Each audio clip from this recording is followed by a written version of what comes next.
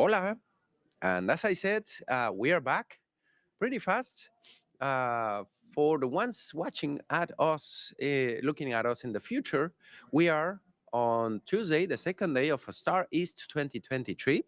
We are continuing with these interviews, having an awesome moment, having conversations with the presenters, with all the gurus and masters of QA that are going to be talking in this conference, giving tutorials and all sorts of fun. And right now, I got to meet and start talking to Gomathi.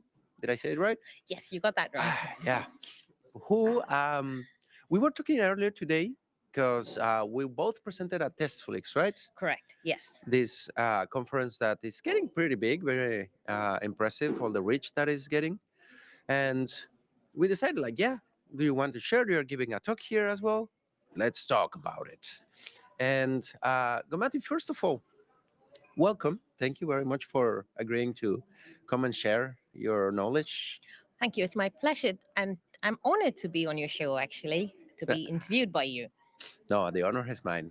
Everyone's people feel honored because it's awesome to have you here.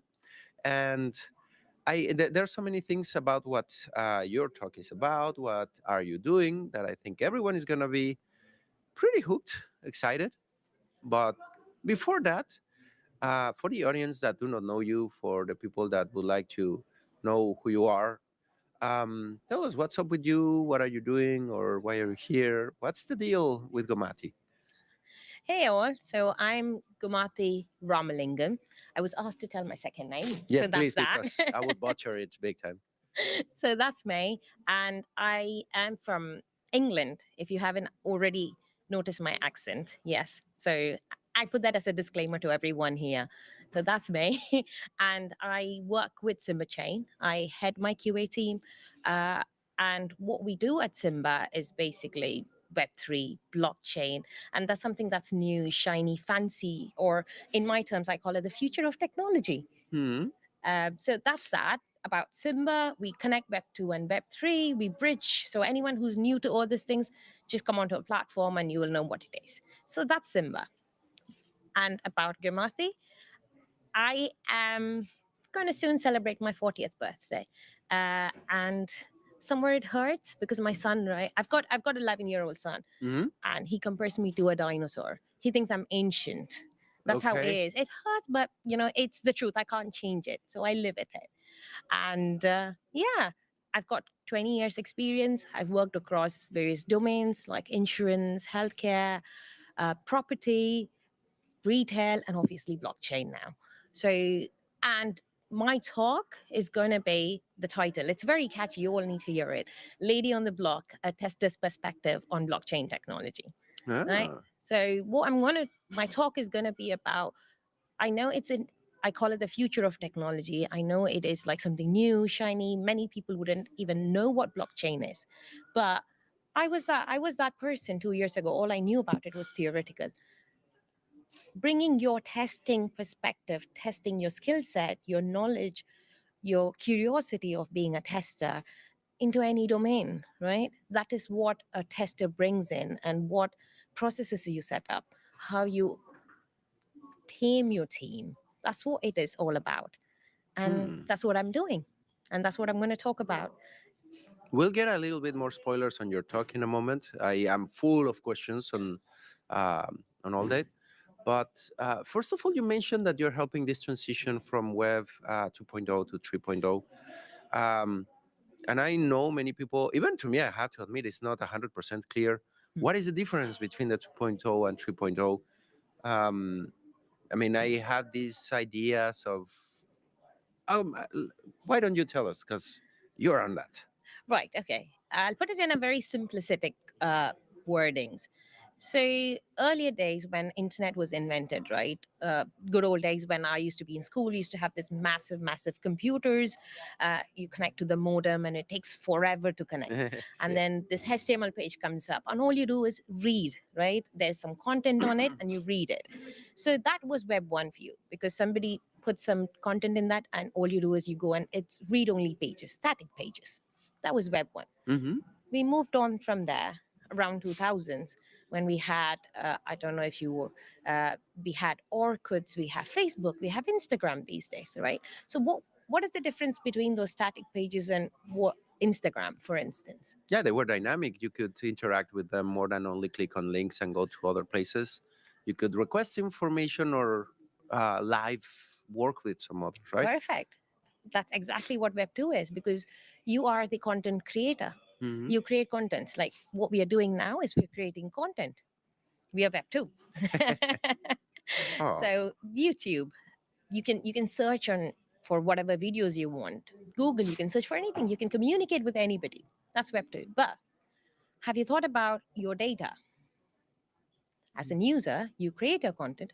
Have you all thought about your data? Who's managing it? Who's I sharing it try with not to whom? think a lot about it because then one gets anxious. But yes, please, please. Yes. So yeah, there, I mean, you have a valid reason, and I think everyone has, because the minute you go into like who's managing my data, you don't want to use, you become anxious, you become conscious about what you're putting out there.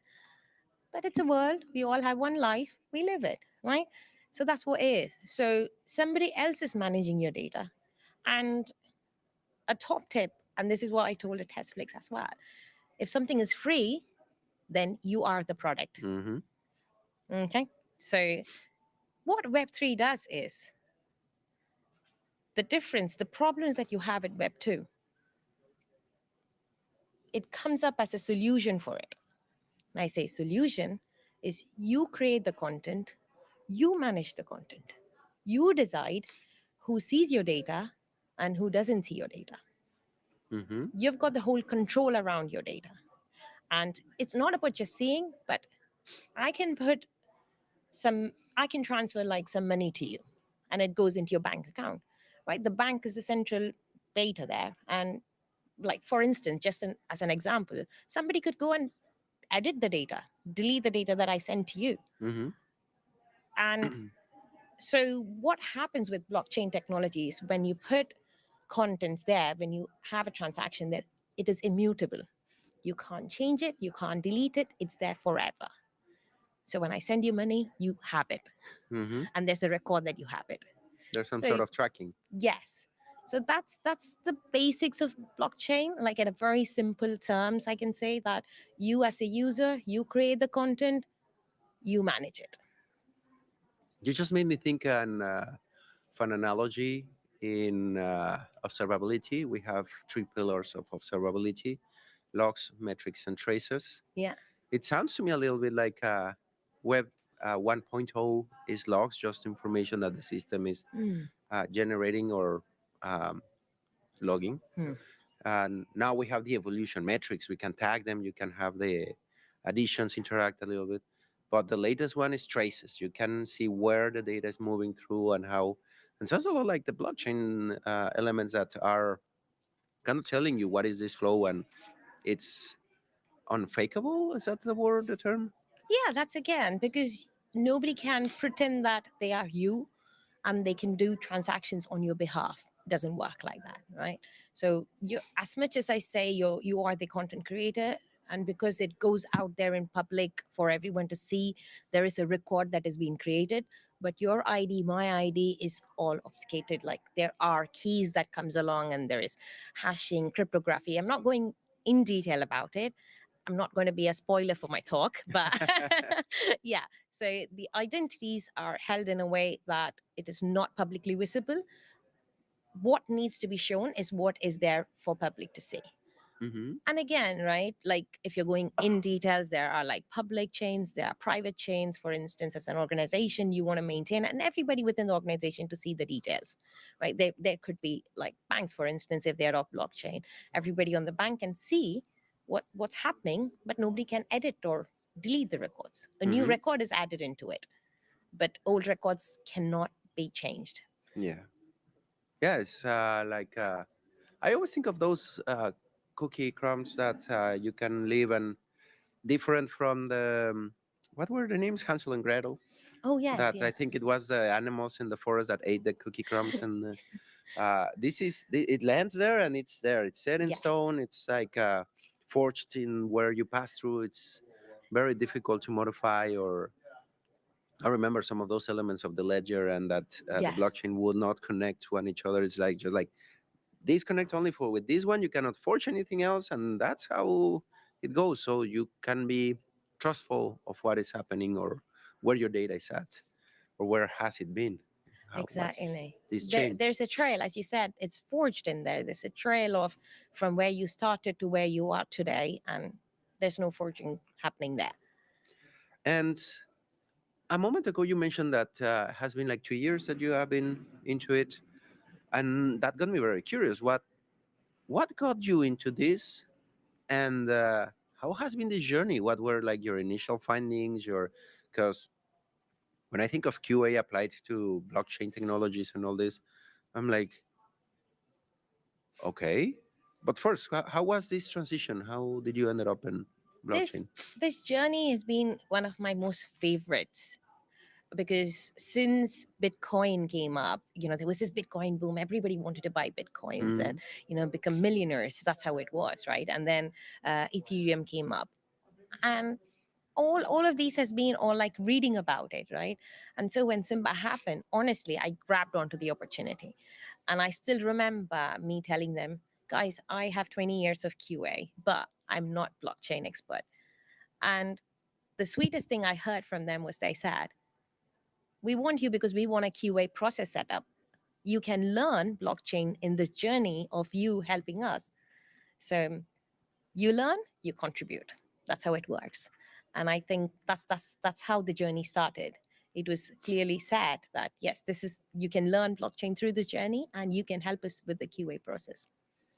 So Simba was starting, and you are part of the founders or part of the. Simba has been there for a few years, like 5 6 years, and it is a startup.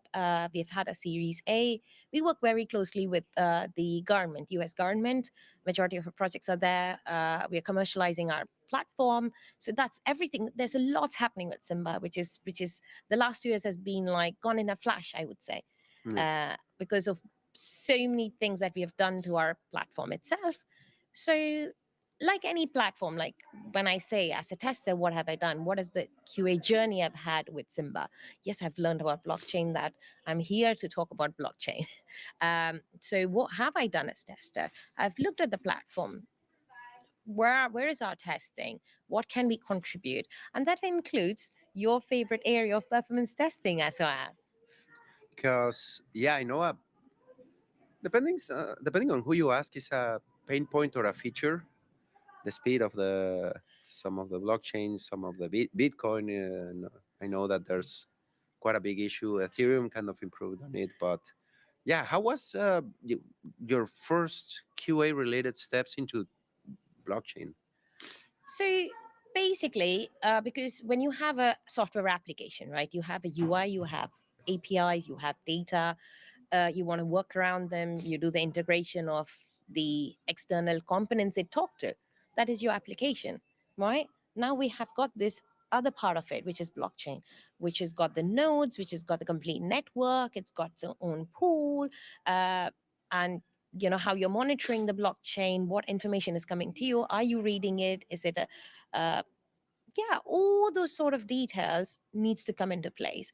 And today I'm comfortable talking about it, but honestly, when I started with Simba, I'm not going to lie, I used to read about blockchain every single day. Like when someone mentions, oh, you know what, the blockchain monitor is down, what is it, what does it do? So there's documents you read, because I think my another tagline that I always use is keep learning, keep growing.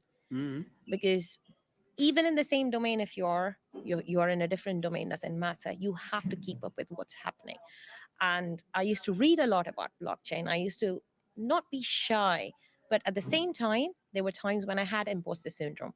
I think every one of Mm. us have when we start a new job, right? You think you want to show that you know everything, and then You realize you don't know everything. yes, it's that match, isn't it?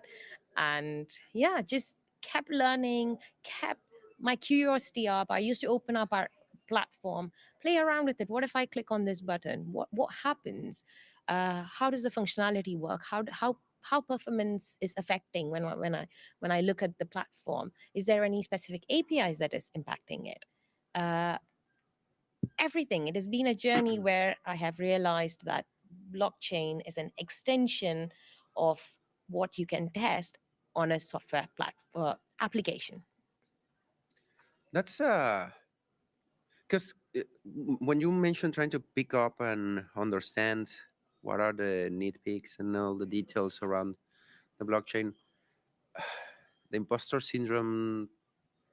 Well, first of all, is the ramp up, right? You don't know it. You are studying it a lot. You mentioned that you dived into books. That's the first one. Any good recommendations for the people listening that you would say you gotta read this if you want to get the blockchain? So I've done a certification actually, and I read a lot on Udemy and EDX. Uh huh. EDX is another platform which trains you up and then gives you a certification on it. Blockchain Essentials is something I've done. Blockchain for Business Applications is something I've done with them. And internally at Simba, we have a lot of Confluence documents, and that helps me with our platform itself. And I listen to a lot of podcasts. There is a lot out there, but one of my favorites is Untangling Web3. Okay. So it's more like if you're new to it and you want to understand what Web3 is, what blockchain is, and all those aspects from a very layman's perspective. I wouldn't say layman as in like somebody who Not that. doesn't know at all, but yeah, if you want to make the basics right and listen to how it works, how it doesn't work, and in a very casual chat. It's not like very strictly put out there. So yeah. It's interesting. Some of this information. Subscribe to the podcast. I'm gonna do right after these sessions today, because that difference on Web 3.0, that, as I said, I don't have that completely landed. I think it's very interesting, very important. As you say, everyone needs to keep learning, needs to keep extending, where especially this knowledge on the blockchain and on this growth that we are going to be seeing. And another question that I have on the blockchain, Yeah. which I remember, I think last year was everything blockchain, even the year before, it was the rage. Yeah. Now AI is taking the spot. How do you compare, or how do you see the relevance of blockchain, how it is happening right now? Because a year ago, Bitcoin on the news, Ethereum on the news, Litecoin, or what was the Elon Musk one? Dogecoin, and Yes. all the whatever coin. All the coins in the world. And where is the blockchain?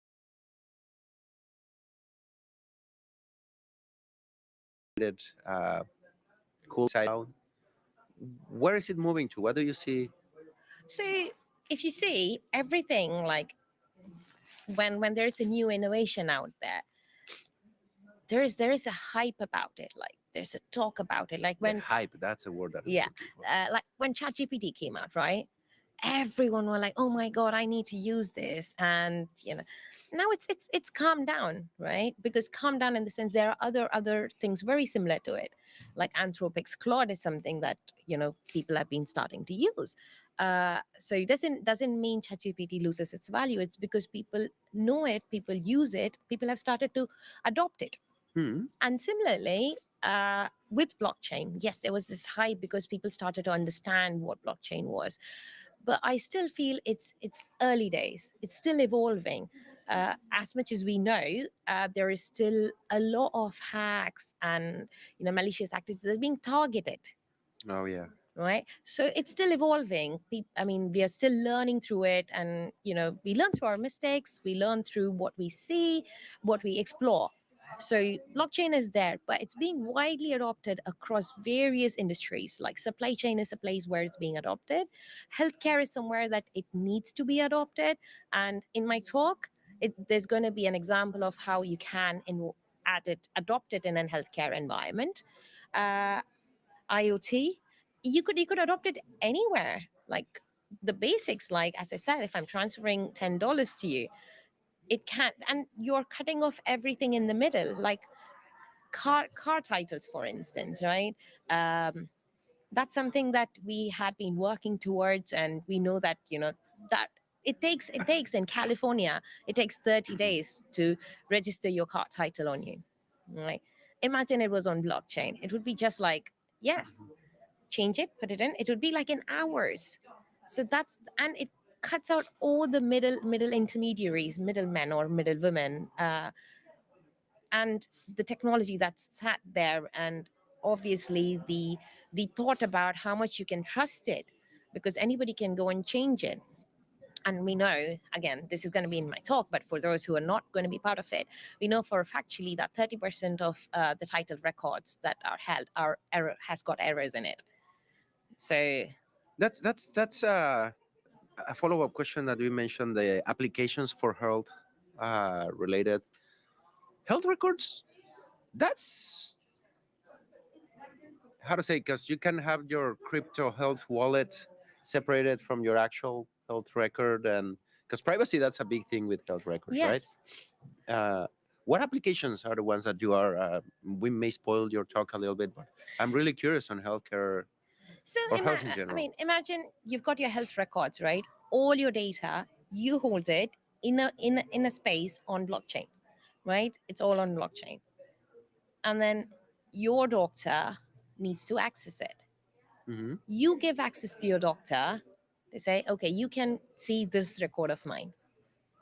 It's not like your doctor takes it and that gets passed on to somebody.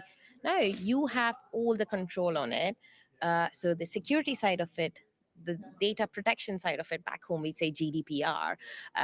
It's all held within, and you trust the doctor. You give it, you revoke it when you think you've done with it. You've got your insurance sorted, everything's done. You revoke the access. They don't need permanent access.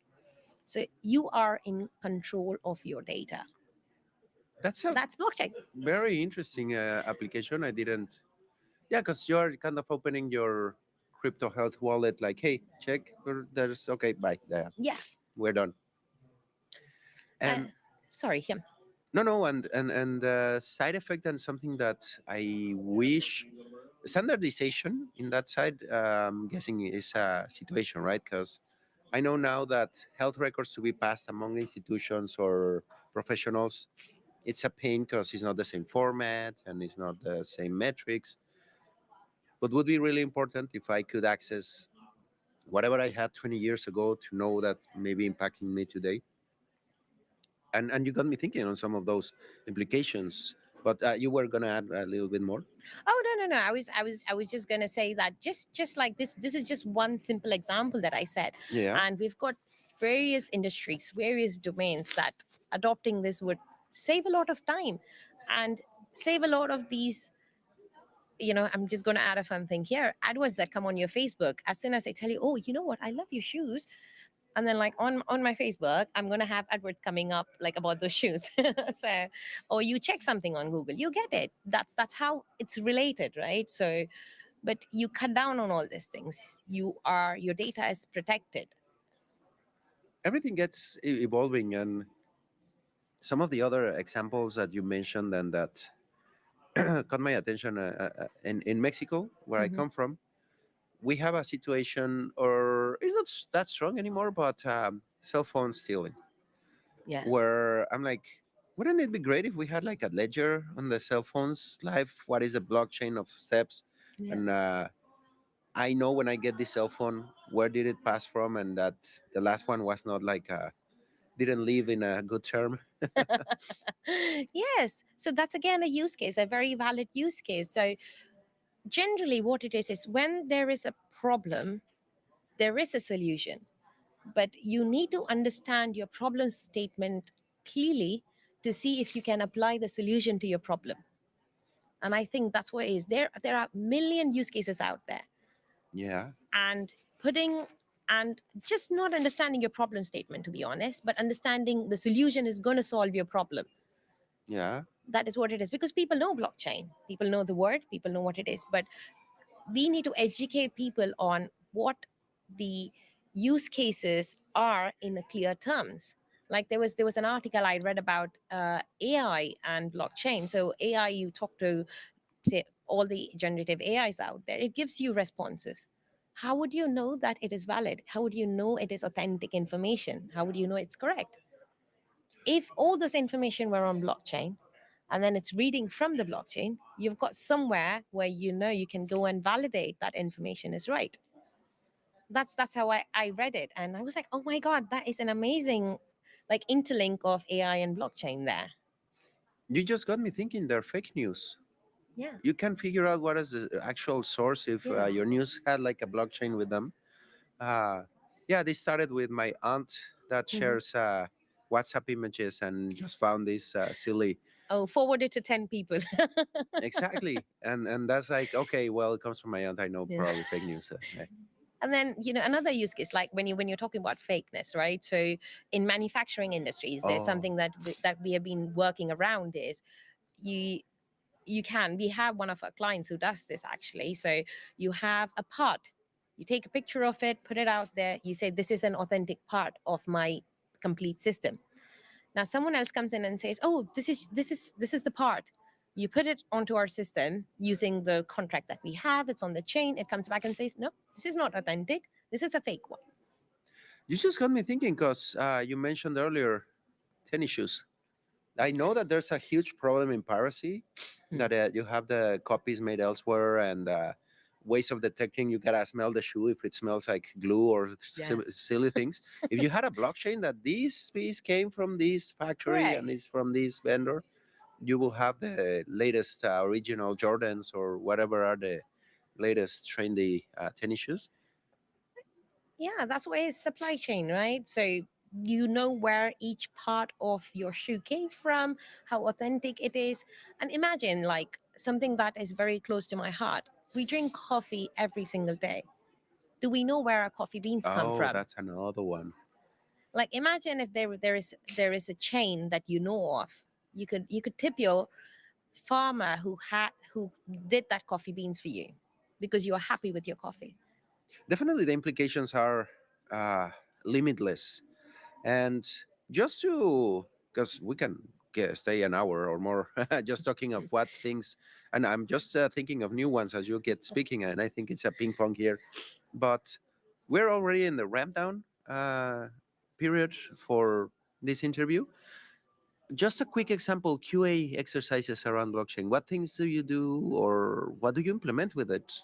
So basically, what we have done is like, as I said, with the platform itself, it's nothing different than a software application. So you do all your functional, your performance and everything. But when it comes to blockchain itself, what is special about blockchain? The smart contracts. Yeah. The program that you write that sits on the chain that you talk to, that needs to be Contract testing? 200%. No, it's the name is different Uh because huh. contract testing is more the integration testing. This is smart contract testing. Come to my session if you And want to figure learn out. about smart contract testing.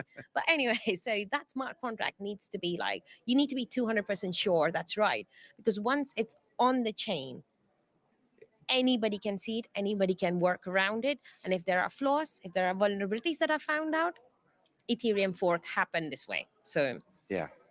we need to be ensuring that the contract is tested fine, all the functionalities within it, the transactions that you share across. I know I'm starting to use blockchain terminologies here, but yeah, these are the things that are specific to blockchain that you need to test. And once it's on chain, it doesn't finish there. Like your application is on production, right? Great. We'll go to the next feature. That doesn't work there. You need to constantly monitor it Yeah. because you don't know who's making use of it now. Wow. This is you should pay attention to her talk, or if you want to find out more, because the elements that you are describing are mind blowing in some areas to me. Mhm. I couldn't wrap my head around what is the intersection QA with blockchain or all crypto technologies. And I'm sure you are giving sharing more knowledge other than the talk here. Yes. Are there other elements or where people can find you and keep up with what you are doing? So I'm on LinkedIn. And yeah, that's the place I normally put all the details in there. And I know I'm not very good at writing articles, but I'm gonna start doing it because Oh, stay tuned. StarWest has opened my eyes that I need to be more about educating people. I'm contributing now, so yeah, I'm gonna start putting more articles on blockchain, on testing, performance testing. There's an article that I read about performance testing and blockchain. So yes, that's me. Really important. Take a look at her LinkedIn. Get in touch. Sounds like if you have any question regarding the blockchain and QA, this intersection, here's your person. Awesome knowledge, presentation skills, because even as I haven't seen your talk, I got a feeling that you're gonna blow the minds of people. Everyone is very interested around it. I'm honored. And I Yeah. hope, and no pressure there, right, on me. So yeah. No, I'm not saying it for pressure. I can tell. Ah, It's good. It's good. So, Gomati, that's it. Reach out on LinkedIn. Make sure to write the name well. It's, I think, under that corner of the screen, you'll be able to see. And no, no, there's something floating in front of you in the oh, video. Very good. Very good. So, add her on LinkedIn. Make sure to prompt the questions and follow up on what Gomati is going to be writing, presenting, sharing, because there's a lot of knowledge coming.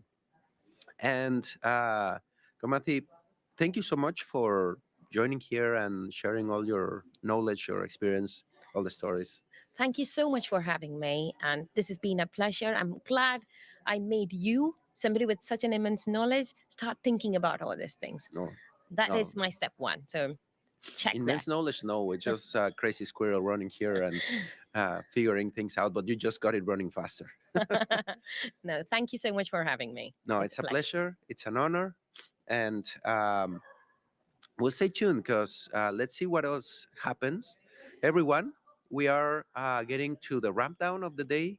We are 40 minutes away from starting the sponsored drinks toast. Woohoo. Can't remember what's the name of this thing, but we're gonna have some fun in a few minutes. So stay tuned. We're gonna be walking around, doing some adventures between everyone, having fun, and maybe it depends in time allows. We may have another type of interview. You'll see if it happens. Can't promise much, but let's see. But for now, again, Matthew, thank you so much for coming. Thank you. Thank you for having me. No, it's a pleasure. And everyone, again, stay tuned. The day is still not over. We're gonna have some fun, and then we're gonna call it a day. So, Star West 2023, day two. For now, we'll be back. See you. Adios. Leandro out. Tomati out. Bye. Adios.